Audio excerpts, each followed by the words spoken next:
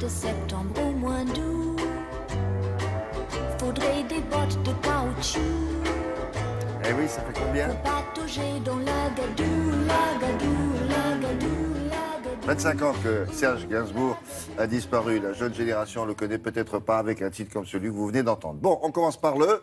Le basket. Le basket. Oui, parce que c'est la Coupe européenne de basket. Il y avait une place à prendre en quart de finale entre Strasbourg et les Allemands d'Oldenbourg. Et finalement, ce ne sont pas les Allemands qui gagnent à la fin, ce sont les Français. Regardez, ils vont en quart de finale de l'Eurocoupe. Strasbourg, ce n'était pas gagné, maillot blanc, pour 3 raisons. Strasbourg s'était incliné de 2 points au match aller.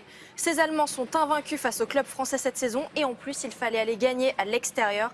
Donc mission compliquée, mais le club français l'a fait. Large victoire en Allemagne face à Oldenbourg, 93-64, 29 points d'écart. Les meilleurs marqueurs sont strasbourgeois, Martin Collins et Rodrigue Beaubois avec 16 points chacun. C'est la deuxième fois que Strasbourg se qualifie pour les quarts de finale d'une coupe européenne. La dernière fois, c'était il y a 10 ans et Strasbourg affrontera le Zénith Saint-Pétersbourg ou Novgorod dans 2 semaines en quart de l'Eurocoupe. Il y avait du football chez nos voisins hier soir. Quand même du football. Le Milan AC va en finale de la Coupe d'Italie grâce notamment à un Français. Jérémy Ménez, de retour après 11 mois de blessure, est titulaire. Il a marqué un doublé face à Alessandria. Son club s'est imposé 5-0. Pour la première fois depuis 2003, l'AC Milan va disputer une finale de Coupe d'Italie qui devrait se tenir le 21 mai à l'Olimpico de Rome.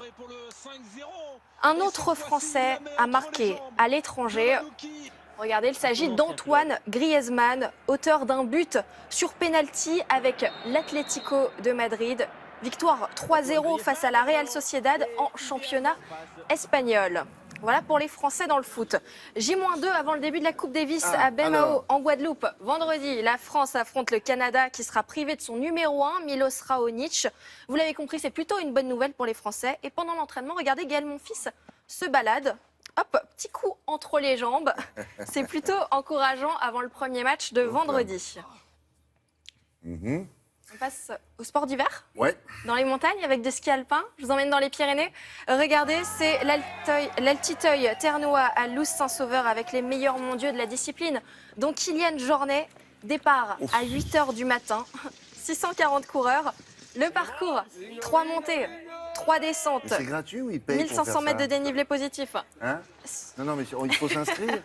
Ce sont des passionnés, oui, et Ah, courageux. Et on paye quelque chose pour s'inscrire, l'inscription. Alors, je ne sais pas s'il faut payer, mais je pense qu'il faut adorer ça et être courageux, en tout cas, oui, c'est sûr. Et regardez, toujours dans les Pyrénées, n'hésitez pas à aller faire un tour si vous êtes dans le coin. C'est la Pony Session qui commence demain. Ça se passe à Saint-Lary et c'est une étape de Coupe du Monde de snowboard freestyle qui dure 4 jours. En tout, il y a 24 riders de 7 pays différents. Il est là-bas, ton nom? Sans doute. Cette année, en l'honneur de l'Euro 2016, le thème, c'est le football. Voilà, pour les amateurs de sensations fortes. Donc, Grégoire Tournon. La 18e édition de l'Aquathlon Vitel a rassemblé de nombreux athlètes internationaux. Vous l'avez compris, c'est une compétition indoor où l'on enchaîne de la natation et de la course à pied. Au programme, il y a 250 mètres de nage, 1 km de course. Donc bravo à Raoul Chaud et Océane Cassignol qui ont remporté la course. Et finito? Non. Non, bon, alors j'ai encore un petit peu de temps. Je vais vous montrer des images de danse, on n'en parle pas souvent. Regardez, c'est une compétition internationale de danse. C'est le Juste Debout, ça a lieu chaque année à Paris. Cette année, le jury sera 100% féminin. Et c'est une rencontre internationale de danse hip-hop. Et après une tournée internationale de 2 mois, les danseurs sont sectionnés. Non, je sais pas. Non, pas toujours. Il y a 4000 danseurs en tout, avec 6 grandes disciplines au total. Et depuis 2012, eh bien, ça fait salle comble à Bercy. Enfin, maintenant, c'est Accor Hotel Arena. Et ça rassemble plus de 16 000 spectateurs. Donc la compétition, ce sera dimanche. Juste Debout, c'est bien ça. C'est ça. Ça change un petit peu. On ne montre pas beaucoup de la danse. Ok, merci beaucoup.